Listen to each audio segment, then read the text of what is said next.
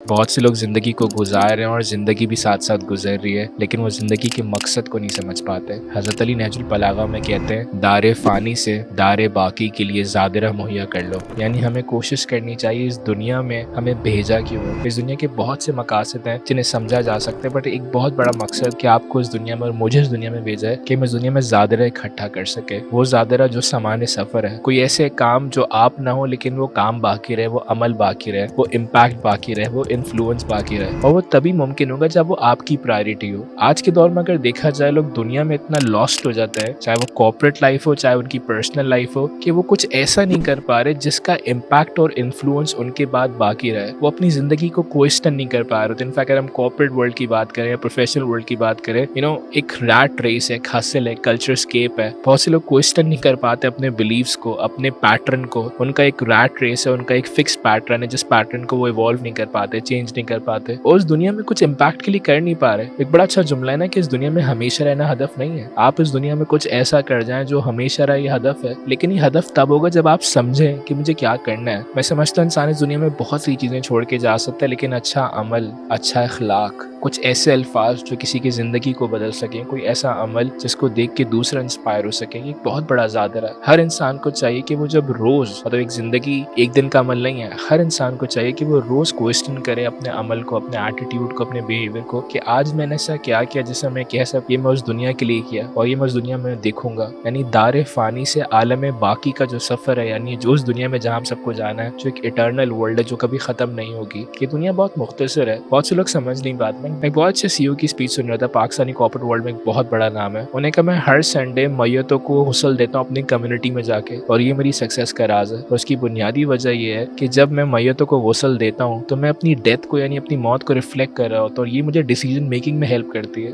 हसनैन रजब अली का भी जुमला मैं बहुत दोहराता हूँ, कहते हैं जिस जहन में आखिरत का तस्वुर होता है ना, उसके काम में, उसके हदफ में गहराई होती है। हर इंसान को समझना चाहिए कि जैसे ही रमजान आता है सबको खुदा याद आता है, लोग दीनदार हो जाते हैं, चैनल्स के ऊपर, माशरे के अंदर, मस्जिदों में रश बढ़ जाता है, आखिरत का तस्वुर बढ़ जाता है, हिकमतें बढ़ जाती हैं। मैंने कहीं पढ़ा था कि जो आखिरत को याद करता है, खुदा उसको हिकमत देता है, खुदा उसको इल्म देता है। मैं समझता हूँ ये खाली रमज़ान तक लिमिट नहीं होना चाहिए। हर इंसान को अपनी मौत को, अपनी आखिरत को याद रखना चाहिए, ताकि वो दुनिया में कुछ ऐसा करके जा सके कि वो दूसरों को याद रखे, क्या कि वो दुनिया में कुछ ऐसा करके जा सके ताकि वो बाकी रहे। मतलब खाली मैं समझता हूँ रमज़ान के अंदर हेल्प करना, लोगों को चैरिटी करना बहुत सवाब है, लेकिन रमज़ान के अंदर सवाब को इसलिए बढ़ाएगा ताकि इस बिहेवियर को, इस एटीट्यूड को इंसान कंटिन्यू में रख सके। किसी बिहेवियर को अडैप्ट करने के लिए ना कम से कम 66 डेज रिक्वायर्ड होते हैं। आई थिंक ये 30 डेज रमजान और शाबान किस लिए बहुत अहम होता है कि इंसान अपनी आदतों को बेहतर करे, ताकि वो पूरा साल अपनी आदतों को आगे लेके जा सके, उस बिहेवियर पैटर्न्स को इवॉल्व कर सके और अपनी जिंदगी का हिस्सा बना सके। बहुत से लोग इन चीजों को शायद नहीं समझ पा रहे। उसकी बुनियादी वजह ये है कि वो क्वेश्चन नहीं कर रहे और वो रिफ्लेक्ट नहीं कर रहे। तो मैं समझता हूँ इंसान को जिंदगी में ज्यादा से ज्यादा रिफ्लेक्ट करना चाहिए और इस बात पर रिफ्लेक्ट करना चाहिए कि वो उस दारे फानी के लिए क्या कर रहा है। इंसान को ज्यादा से ज्यादा रिफ्लेक्ट करना चाहिए कि वो उस आलम बाकी के लिए क्या मुहैया कर रहा है, और अगर वो नहीं मुहैया कर रहा तो उसे मुहैया करना चाहिए।